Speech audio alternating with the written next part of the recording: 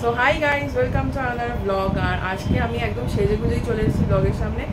আর last যে ভিডিওটা দিয়েছিলাম তারপরে কিন্তু আজকে ভিডিও দিচ্ছি, কেন কি ফাইনালি আজকে আমাদের কার ডেলিভারি ব্লগ ডে। আর আজকে সেইটা স্পেশাল ব্লগই কিন্তু দিতে চলেছি। তো দেখতেই পাচ্ছ একদম আমি সুন্দর করে সেজে গুজে রেডি হয়ে গেছি। আর এই শাড়িটাও নতুন করেছি, জুয়েলারিটাও নতুন করেছি, আর একটু সুন্দর করে সেজে গুজে নিয়েছি একদম। তো যাই হোক, এই মুহূর্তে খুব এক্সাইটেড, কেন কি নতুন গাড়ি আসতে চলেছে। আর আমার বাবার অনেক দিনের ইচ্ছে ছিল, যাই হোক কেনা হয়নি, কেন কি আমার মা কিনতে দেয়নি। মা বলতো কে চালাবে, হ্যান হ্যানো এইসব করে করে। তো যাই হোক ফাইনালি আজকে বলা যেতে পারে কি বাবারও একটা উইশ পূরণ হতে চলেছে। তো we are very much excited. সবাই কিন্তু খুব ভালো করে সেজে গুজে রেডি হয়ে গেছে। তো চলো সাথে থাকো আর দেখতে থাকো, ব্লগটা কিন্তু খুব স্পেশাল হতে চলেছে। চলো, মাকে দেখা যাচ্ছে, মামুনিকে দেখা যাচ্ছে। দেখো ভাই বলে দেখো, বাবা কি সেজেছে দেখেছো? তো একটা ক্যাবে তো হবে না, তাই জন্য দুটো ক্যাব নেওয়া হয়েছে। এইটাতে আমরা আর ওটাতে বাকি দুজন আসছে। যেহেতু গাড়ি ডেলিভার নেওয়ার ছিল, তাই জন্য আর গাড়ি করে গিয়ে তো লাভ নেই, কেন কি নতুন গাড়িটা নিয়ে একবারে বাড়ি ফেরার প্ল্যান ছিল। তাই জন্য আমরা দুটো ক্যাব বুক করে দিয়েছিলাম, আর আমরা ছিলাম আগের ক্যাবটায় আর ওরা ছিল পেছনের ক্যাবটায়। তো আমাদের যাত্রা কিন্তু শুরু হয়ে গেছে, আর আমরা কিন্তু অলরেডি সেকেন্ড ব্রিজ ক্রস করে গেছি, হেস্টিংসের দিকে যাচ্ছি। তো চলো সাথে থাকো আর দেখতে থাকো।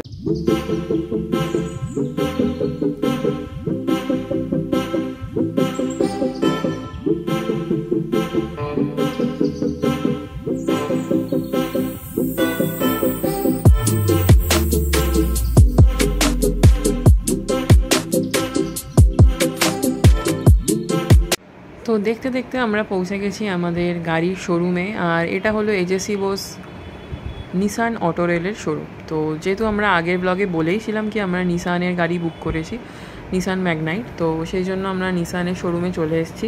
তো যেমনটা বললাম কি আমরা আগের ক্যাবটায় ছিলাম আর ওরা পেছনেরটায়। তো আমি, মামুনি আর মা চলে এসেছি। দেখো ওরা কত সেজেছে দুজন মিলে।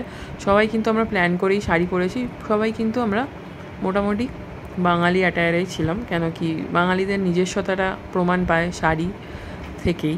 আর অনেকে তো পরেছিল পাঞ্জাবি, যেহেতু কি পাঞ্জাবিটা পরতেও খুব ভালোবাসে আর ভালোও লাগছিলো। যাই হোক, তো আমরা একটু এসেই বসে পড়েছি, যেহেতু কি গরমও ছিল বাইরে। আর আমি একটুখানি ঠিকঠাক হয়ে নিচ্ছি।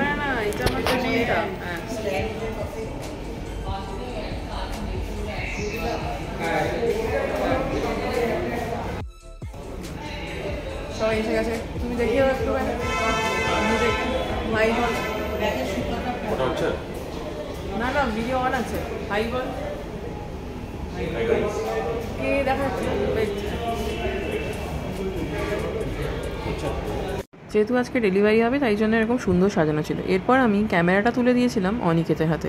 ও বললো হ্যাঁ হ্যাঁ আজকে আমিও একটু ব্লগ করবো, চলো দেখে নাও। হে গাইস, আমরা এসে গেছি এখন শোরুমের মধ্যে ম্যাগনাইটে। তো সবাই মিলে এসে গেছি, দেখতে পাচ্ছ।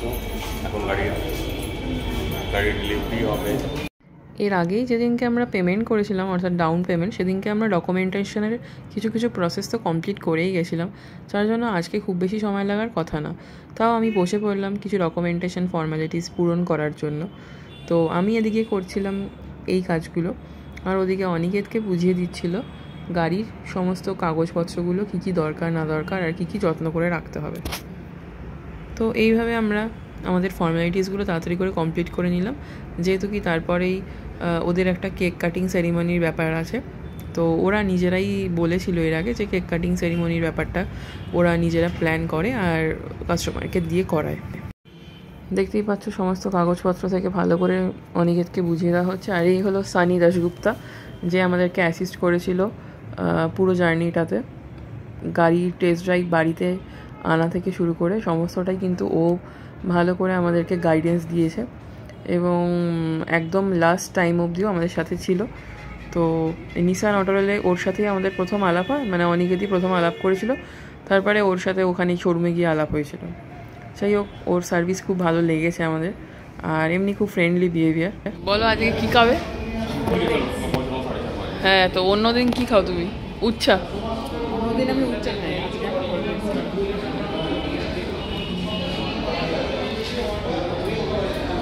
সবাই কোল্ড ড্রিঙ্কস খাচ্ছে। তো এই ছিল আমাদের জন্য কেকটা, আর কংগ্রাচুলেশন লেখা রয়েছে দেখতেই পাচ্ছি। এটা কোম্পানি থেকেই আমাদেরকে দিয়েছিল, আর কোম্পানি থেকেই আগে থেকে বলে রেখেছিল কি একটা কেক কাটিং সেরেমনি হবে। তো প্রথমে এখানে কাটার জন্য ডিসাইড করা হয়েছিল, তারপর বললো কি গাড়ির সামনেই কাটার জন্য।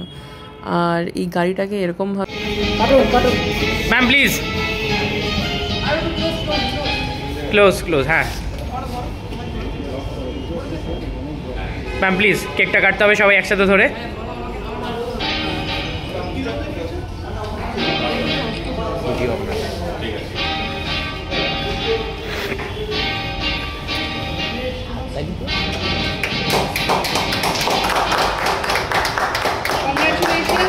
Raju sir, Raju sir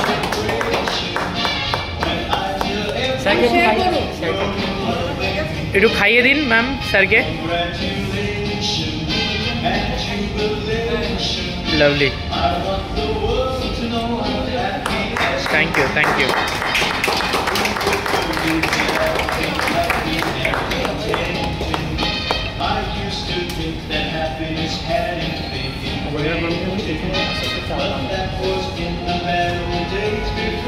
Thank you, sir.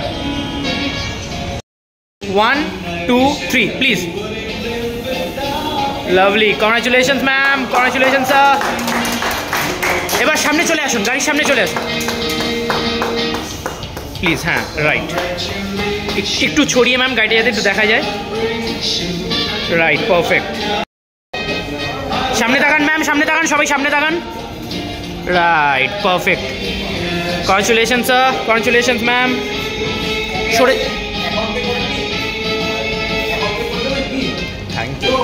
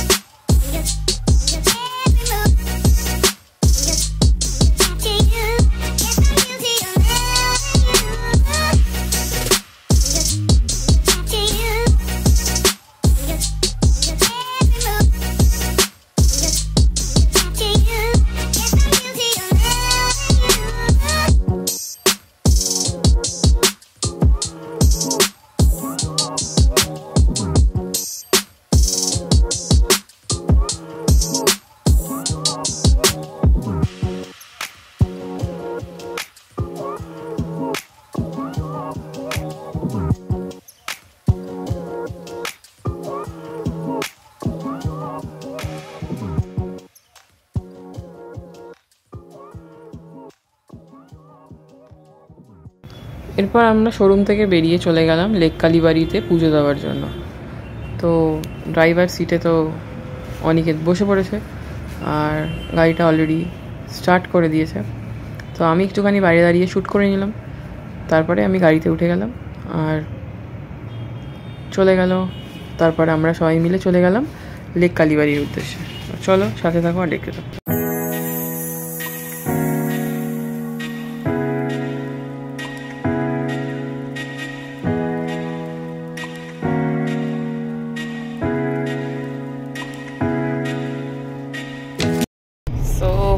আমরা নতুন গাড়িতে বসে পড়েছি। আর এই যে পেছনে 3 জন, আমার মা তাকায়ও না। পেছনে 3 জন আর সামনেই যে ড্রাইভ করছে।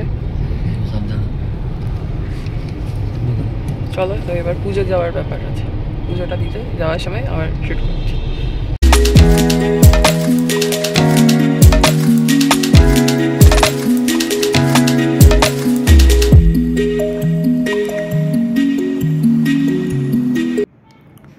তো পৌঁছে আমরা গেছি সবাই মিলে লেক কালীবাড়িতে।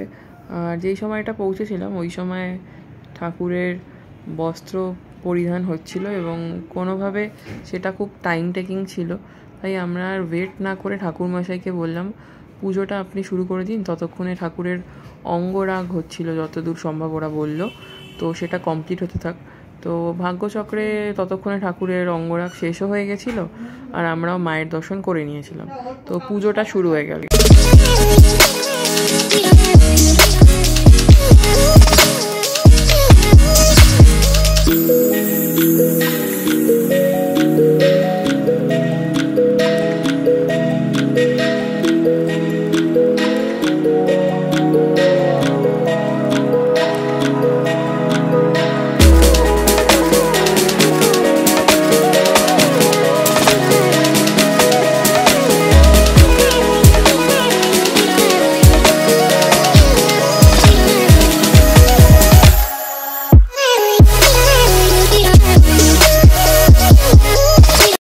তো তোমরা যারা লেক কালীবাড়িতে গেছো তারা হয়তো জানোই যে লেক কালীবাড়ির আশেপাশে অনেক দুস্থ মহিলা থাকে, মহিলাই বেশি থাকে, মানে বাচ্চা কাচ্চাও কিছু থাকে আমি দেখেছি। আমি যতবারই গেছি, এর আগে যখন বাবার মৃত্যুদিন ছিল তখনও আমি ওদেরকে খাবার দিয়েছিলাম, যেগুলো প্যাকেটগুলো যে ডিস্ট্রিবিউট করেছিলাম। ইচ্ছে আছে এবারও দেওয়ার। তো অনিকেতের হঠাৎ করে ইচ্ছে হলো যে হ্যাঁ ওরা কিছু টাকা চাইছে, তো টাকা না দিয়ে কেননা আমরা একটু খাবার দিই। তো আমরা ওই 15 জন মতো মানুষকে একটু বিস্কিট আর কেক দেওয়ার সিদ্ধান্ত নিলাম। আর তখনই মানে একজন ছিল বোধহয় 10 জন মতো হয়ে গেছে, ওটা 15-16 জন মতো। তো যাই হোক, এইটুকু করতে পেরে আশা করি খুব ভালো হলো। তো আমি তো অ্যাকচুয়ালি ঠাকুর পুজোর থেকে মানুষের সেবাতে বেশি বিশ্বাস করি, তো আমার কাছে খুব এটা স্পেশাল লেগেছে, কেন কি এটাই বোধহয় আসল কাজের মতো কাজ। যারা ঠাকুরের বিশ্বাস করো তাদের তো বিশ্বাস থাকাটা খুব স্বাভাবিক, কিন্তু আমি বিশ্বাস করি না সেটা নয়, কিন্তু আমি মনে করি কি আমার সামনে যেটা ঘটছে সেটাতে আমি বেশি স্যাটিসফাইড হই। মানে একটা মানুষ আমার সামনে খেলো বা আমি তাকে দিলাম, এটা সাথে সাথে ঘটলো, মানে এটাতেই আমার বেশি স্যাটিসফ্যাকশান আসে। তো এই কাজটা করলাম আমরা আজকের দিনে, আশা করি আমার তো খুব ভালোই লেগেছে। তোমাদেরও কেমন লাগলো একবার লিখে অবশ্যই জানিও। আর বাবার মৃত্যুদিনও আসছে, আবার এরকম একটা কাজের উদ্যোগ তো অবশ্যই নেব, তখন আবার ভিডিও শেয়ার করব। তো যাই হোক, আজকের দিনটা এইভাবেই কাটলো। আজকের দিনের জন্য অপেক্ষায় অনেক দিন ধরে আমরাও ছিলাম, তো আজকের দিনটা ফাইনালি আমরা এভাবেই কাটালাম। আর যেমনটা বলছিলাম যে ঠাকুরের যেহেতু অঙ্গরাগ চলছিল, তাই জন্য আমরা যাওয়ার আগে একবার ঠাকুরের দর্শন হয়েই গেল, কেন কি ততক্ষণে ওই সব জামা কাপড়ের যে পরানোর কথা ওনারা বলছিল সেটা কমপ্লিটও হয়ে গেছিলো, আর আমরাও তাই ঠাকুরের দর্শন পেয়েই গেলাম। আর এই হলো আমাদের গাড়ি দাঁড়িয়ে আছে।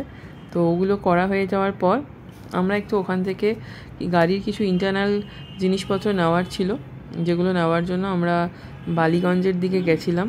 তো ওখানে যেখানে গাড়ির কাজ করানো ছিল তার উল্টো দিকেই ছিল নু আনলি, হয়তো অনেকেই চেনো, কলকাতার অনেক পুরনো একটা অথেন্টিক চাইনিজ রেস্টুরেন্ট। ওখানে আমরা কিছু টুকটাক খাওয়া দাওয়া করলাম আর তারপর বেরিয়ে গেলাম। এই ছিল আজকের ব্লগটা। ভালো লাগলে অবশ্যই লাইক, কমেন্ট, শেয়ার, সাবস্ক্রাইব করে দিন।